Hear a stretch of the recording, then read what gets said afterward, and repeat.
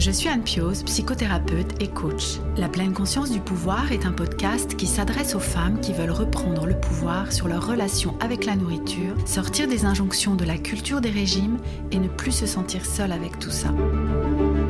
Dans ce podcast, je partage des outils, des réflexions. Je vous parle aussi de pleine conscience et d'introduire dans votre quotidien plus d'observation de votre propre fonctionnement. Je vous propose également des témoignages de femmes qui vivent ou ont vécu un trouble du comportement alimentaire ou une relation compliquée avec leur alimentation. Leurs témoignages vous permettront, je l'espère, de réaliser que nous sommes nombreuses à nous retrouver prises au piège de cette relation toxique. Je vous laisse avec l'épisode du jour. Bonjour à toutes, je suis ravie de vous retrouver pour cet épisode numéro 1 de la pleine conscience du pouvoir. Nous nous sommes déjà un petit peu parlé dans cet épisode 0 pendant lequel je me suis présentée. J'ai présenté aussi le pourquoi du comment de ce podcast. Et si vous n'avez pas écouté cet épisode, je vous invite à aller l'écouter après celui-là ou à mettre celui-là en pause, à aller écouter le premier avant parce qu'il me semblait important dans l'épisode 0 de vous expliquer vraiment quelle était mon intention. En commençant ce podcast. Bref, aujourd'hui donc, nous nous retrouvons pour l'épisode numéro 1 que j'ai appelé « Pourquoi mange-t-on ?» ou « Les 5 raisons qui font que nous mangeons ». Peut-être que vous n'êtes jamais posé cette question-là de « mais au fait, mais pourquoi est-ce que je mange ?» Et à mon sens, je vois 5 raisons qui font que nous allons décider de manger. Et je trouve vraiment important d'y réfléchir lorsque vous souhaitez améliorer votre relation avec la nourriture. Parce que vous allez vous rendre compte en commençant à vous observer. Et ces 5 raisons vont vous aider à le faire, je l'espère, que vous êtes vraiment parfois dans des automatismes, que vous mangez sans même vous poser la question de si vous avez faim, de combien vous avez faim, et sans mettre finalement de conscience sur vos actions. Donc, mon intention dans cet épisode, c'est de prendre ces 5 raisons pour que vous puissiez les identifier dans votre quotidien et que vous puissiez sortir de ces automatismes, sortir de cette routine, sortir de l'automatisme qui fait que vous mangez alors que peut-être vous n'avez pas faim. Donc, la première raison que je vois, la première évidence finalement qui fait que nous avons besoin de manger, c'est pour nous nourrir. Notre espèce a été créée avec un besoin de carburant pour faire fonctionner nos organes, pour faire fonctionner nos cellules. Il y a besoin d'avoir de la nourriture, d'avoir des macronutriments, des micronutriments, des vitamines, etc. Bref, il y a un besoin d'énergie. Donc, nous nourrir, c'est une obligation. L'espèce n'existerait plus si nous avions arrêté de nous nourrir. Donc, nous avons vraiment ce besoin-là. C'est pour ça que ça peut être compliqué, on en reparlera un petit peu plus loin, mais de sortir de certaines addictions à certains aliments, parce que nous ne pouvons pas supprimer la nourriture de notre vie. Si vous voulez arrêter de fumer, le but, c'est de supprimer complètement la cigarette. Notre corps n'a pas besoin de nicotine pour fonctionner. Par contre, il a besoin de lipides, de glucides, de protéines, etc., pour fonctionner. Donc, la première fonction de la nourriture, c'est de nourrir notre corps. La deuxième raison pour laquelle nous mangeons, c'est pour le plaisir. Et heureusement que le plaisir existe dans l'action de manger, parce que si l'action de manger ne déclenchait pas des pics de dopamine, qui est l'hormone du plaisir, eh bien, nous n'aurions aucune envie de manger. Et notre espèce, elle aurait peut-être fini par s'éteindre, elle aurait sûrement fini par s'éteindre si nous n'avions pas du plaisir à manger, si nous n'avions pas envie d'y revenir. Toutes les fonctions vitales, finalement, pour notre espèce, procurent du plaisir. La reproduction est un autre exemple, et manger est un exemple dans ce qui nous occupe là et qui est flagrant. C'est aussi pour ça, je pense que, vous savez, alors je ne sais pas, peut-être les plus anciennes se souviennent ou peut-être les plus jeunes, je ne sais plus de quand ça date. Il avait été question à un moment d'inventer des pilules pour remplacer les repas. C'était une espèce de fantasme. Je ne sais plus où j'avais entendu ça, mais voilà, moi j'avais entendu parler de ce fantasme de ne plus avoir à préparer de repas, de juste avoir à ouvrir une boîte, à prendre des pilules, à les manger et ça suffirait pour nourrir notre corps. Oui, effectivement, je ne sais pas si c'est scientifiquement possible, mais dans l'absolu, pourquoi pas trouver finalement... c'est un peu le principe des substituts de repas. Les substituts de repas, c'est une poudre ou c'est une barre chocolatée ou je ne sais pas quoi qui vient nous nourrir mais qui nous apporte peut-être pas de plaisir. Bon, cela dit, c'est pour ça que les fabricants mettent en général du sucre dans ces produits-là, pour qu'il y ait quand même un minimum de plaisir. Mais bref, donc manger nous procure du plaisir et heureusement. Le souci, c'est que au fil du temps, au fil de l'industrialisation de l'alimentation, de tout ce que les industriels ont voulu mettre en place pour continuer à ce que nous mangions et remangions, eh bien, le sucre, par exemple, mis partout dans tous les aliments, fait que cette notion de plaisir, elle s'est un peu galvaudée. C'est-à-dire que nous nous sommes tellement habitués à trouver un plaisir, mais exponentiel dans le fait de manger, que nous sommes devenus accros à ces aliments hyper transformés, qui apportent des shoots de dopamine dans notre organisme, qui font que nous en voulons encore, et qu'il y a comme une espèce d'intoxication. Alors, on revient beaucoup, certains scientifiques reviennent sur la notion de dépendance au sucre, sur la notion d'addiction au sucre. Alors moi, je ne suis pas scientifique, voilà, c'est vraiment pas ma spécialité, mais moi, je m'imagine que c'est un petit peu un mélange des deux. Il y a à la fois une addiction comportementale, une addiction un peu comme dans le tabac, au geste, etc. Et puis quand même au fait que, à force d'être imbibé de sucre, ça provoque sur notre organisme tout un tas de dysfonctionnements. Bref, c'est pas le sujet aujourd'hui, et encore une fois, moi je ne suis pas nutritionniste, je suis pas spécialiste du fonctionnement de la physiologie, ce qui est le cas par exemple de Viviane Berton qui travaille avec moi dans l'accompagnement et qui est micronutritionniste. Mais voilà, en tout cas, ce que je peux vous dire, c'est que cette notion de plaisir dans l'alimentation existe parce que c'est hyper important que nous ayons du plaisir à manger. Le problème, c'est que dans l'alimentation ultra transformée, cette notion de plaisir s'est elle aussi transformée et que c'est comme s'il nous en fallait de plus en plus, c'est comme si nous devenions dépendants à ce plaisir-là.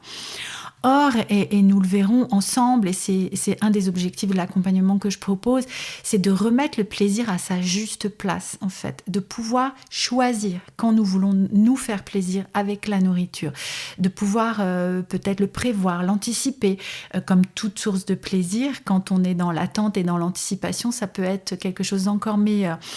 Donc voilà cette deuxième raison qui existe et qui fait que nous mangeons. La troisième raison qui nous fait manger, c'est de mettre nos émotions à distance.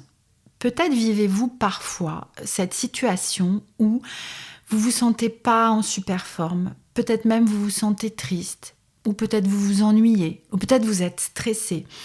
Et vos pas vous conduisent presque à votre insu vers le frigo, vers le placard, vers le tiroir où sont rangées les barres de chocolat, ou les Mars, ou tout ce que vous voulez, ou même les amandes, ou même quelque chose qui est peut-être très sain, mais que vous allez manger alors que vous n'avez pas faim, alors que vous n'avez pas décidé de vous faire plaisir, mais juste parce qu'en fait, il y a une émotion désagréable qui est là et que vous n'avez pas envie de la vivre. Alors tout ça n'est pas conscient, vous n'êtes pas en train de vous dire « Oh là là, il y a une émotion désagréable, oh j'ai pas envie de la vivre, je vais aller manger ». Ben non, tout ça, ça se fait par automatisme. Et c'est justement ça qui est embêtant à long terme, parce que si vous faites ça trop souvent, ça peut nuire à vos objectifs à long terme et à ce qui est important pour vous, de par exemple rester en bonne santé, de par exemple perdre du poids ou ne pas prendre de poids si c'est un objectif important pour vous, de ne pas mettre des cochonneries à gogo dans votre organisme si c'est un de vos objectifs. Bref, si vous faites ça trop souvent, mais surtout si vous faites ça sans vous en rendre compte, c'est un comportement qui peut s'installer, qui peut devenir récurrent, qui peut devenir une habitude, si bien que vous vous rendez même plus compte que vous êtes en train de le faire. Vous voyez, ça peut être typiquement aussi ces envies de grignoter en fin de journée, après une journée de travail, ou ces pensées que vous pouvez avoir de « Oh, après cette journée, je l'ai bien méritée » ou par exemple « Ouais, mais bon, là, c'est vraiment très dur pour moi, donc il me faut un pot de glace. » Vous voyez, comme dans ces films un petit peu romantiques, là, où la jeune femme vient de se faire larguer et qu'elle s'achète le plus gros pot de glace qui existe, bien, bien sucré, pour se consoler.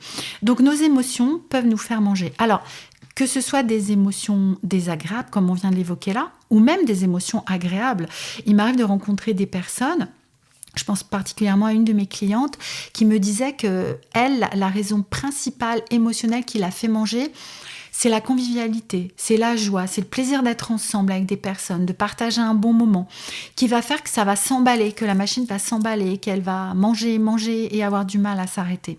Donc nos émotions, si nous n'avons pas appris, et la plupart d'entre nous n'ont pas appris à les accueillir, à les vivre et à ne pas les mettre à distance, une des solutions que nous avons pu trouver, c'est de manger.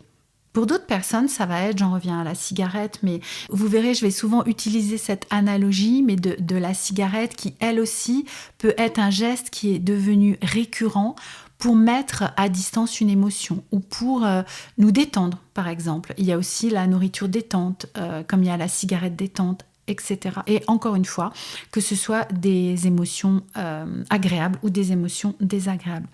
Il y a une émotion particulière dont j'avais envie de vous parler aussi, que je fais rentrer ça aussi dans cette troisième raison qui nous fait manger, c'est la peur, et particulièrement la peur d'avoir faim. Beaucoup d'entre vous, quand elles arrivent jusqu'à moi, m'expliquent, et ça a été mon cas aussi, qu'elles peuvent manger parfois par anticipation, parce qu'elles se disent « Ok, j'aurai pas le temps tout à l'heure de manger ». Par exemple, elles n'ont pas faim le matin. Et elles me disent, oui, mais moi je m'oblige quand même à manger le matin parce qu'après, dans la matinée, je peux pas forcément prendre de petit déjeuner plus tard et j'ai peur d'avoir faim. Et qu'est-ce que je vais faire si j'ai faim ? Voilà. Il peut y avoir même des peurs très, très profondes. Alors ça peut aller, c'est des peurs inconscientes de mourir, de si je ne mange pas alors que j'ai faim, ou si je mange pas pendant trop longtemps, si je laisse mon corps en état de jeûne pendant plus que, par exemple, 12 heures. Qu'est-ce qui va se passer ? Alors, il y a la peur de la mort, qui est quelque chose de très profond, mais il peut y avoir la peur d'être de mauvaise humeur, d'envoyer balader tout le monde, de faire un malaise, de faire une hypoglycémie, de tomber dans les pommes, etc. Vous voyez, il peut y avoir vraiment des peurs, et du coup, ça va vous conduire à manger alors que vous n'avez pas faim, mais par anticipation. Et moi, une analogie que j'aime bien utiliser, dont je parle souvent à mes clientes, c'est un peu comme l'envie de faire pipi. Je ne sais pas si vous, comme moi, vous avez entendu vos parents vous dire, quand vous étiez enfant, tout le temps, va faire pipi avant de partir, prends tes précautions avant de partir. Tu sais, on ne s'arrêtera pas, hein. Si tu as envie de faire pipi, il faudra te retenir. Et du coup, moi, j'avais instauré cette habitude de prendre mes précautions et donc de faire pipi avant de sortir de chez moi. Mais ça en venait même à réfléchir, ok, je vais là-bas, est-ce qu'il y aura des toilettes ? Enfin, il y avait vraiment cette peur d'avoir envie de faire pipi qui faisait que j'allais vider ma vessie alors qu'il n'y avait aucun signal de mon corps comme quoi j'avais envie de faire pipi. Et du coup, le problème avec ça, c'est que ça peut finir par dérégler le système et provoquer des envies d'uriner constantes, des difficultés à se retenir, etc. Et bon, c'est pas notre sujet, mais ça peut se rééduquer et nous pouvons apprendre à mon sens, c'est une kiné qui m'avait expliqué ça, mais il n'y a pas de petite ou de grosse vessie, si, mais c'est à quelques millilitres près, mais il y a juste cette capacité d'avoir appris à se retenir et à muscler la vessie, ou je sais pas le système, mais bref. Et pour la faim, c'est pareil en fait. Cette peur d'avoir faim, elle est complètement irrationnelle.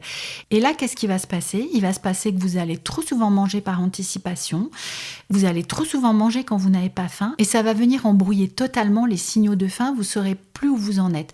Tout comme ça peut embrouiller les signaux d'avoir envie de faire pipi ou pas, bien que généralement, quand vous arrivez jusqu'à moi, ça vous semble plus évident de savoir si vous avez envie de faire pipi ou pas, mais n'empêche que voilà, cette peur d'avoir faim, elle vient finalement dérégler le système.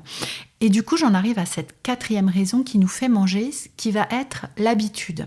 En fait, alors on en revient un peu, ça se recoupe un peu avec la peur d'avoir faim, mais si vous avez toujours eu l'habitude de prendre un petit déjeuner, peut-être que vous vous posez même pas la question de savoir si vous avez faim ou pas. Peut-être que si vous avez pris l'habitude de vous mettre tous à table, je sais pas, à midi ou à 13h ou à 19h ou à 20h, peu importe, vous allez manger parce que c'est l'heure. Si vous avez pris l'habitude de faire un goûter avec vos enfants ou même seul si vous n'avez pas d'enfants, vous n'allez même pas vous poser la question de si vous avez faim ou pas. Vous allez manger parce que c'est l'heure. Et ça, c'est vraiment quelque chose qui va venir là aussi dérégler les sensations de faim et les sensations de satiété aussi, mais dérégler cette sensation de faim parce que finalement, c'est l'extérieur, c'est l'habitude qui va venir vous faire manger, ce sont les pensées, puisqu'une habitude, ça fait partie d'un système de pensée, d'un système de croyance, donc c'est l'extérieur de vous qui va venir vous faire avoir l'action de manger. Ce n'est pas une sensation corporelle, ce n'est pas quelque chose qui vient de votre estomac ou qui vient de l'intérieur de vos cellules qui va vous donner l'indication qu'il est temps de manger. C'est l'habitude, c'est la routine, c'est ce que vous avez toujours fait et que vous questionnez pas puisque c'est ce que font la plupart des gens. Et en fait, quand vous commencez à réfléchir au moment où vous avez faim ou au moment où vous n'avez pas faim, ça peut être vraiment très intéressant d'attendre en fait, d'attendre, de laisser passer l'heure.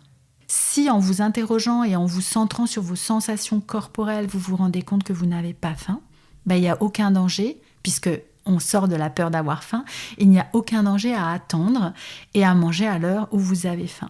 Enfin, et j'en ai déjà un petit peu parlé dans cette 4e raison, la 5e raison qui nous fait manger, ça va être à cause d'injonctions extérieures ou même d'injonctions que vous avez internalisées.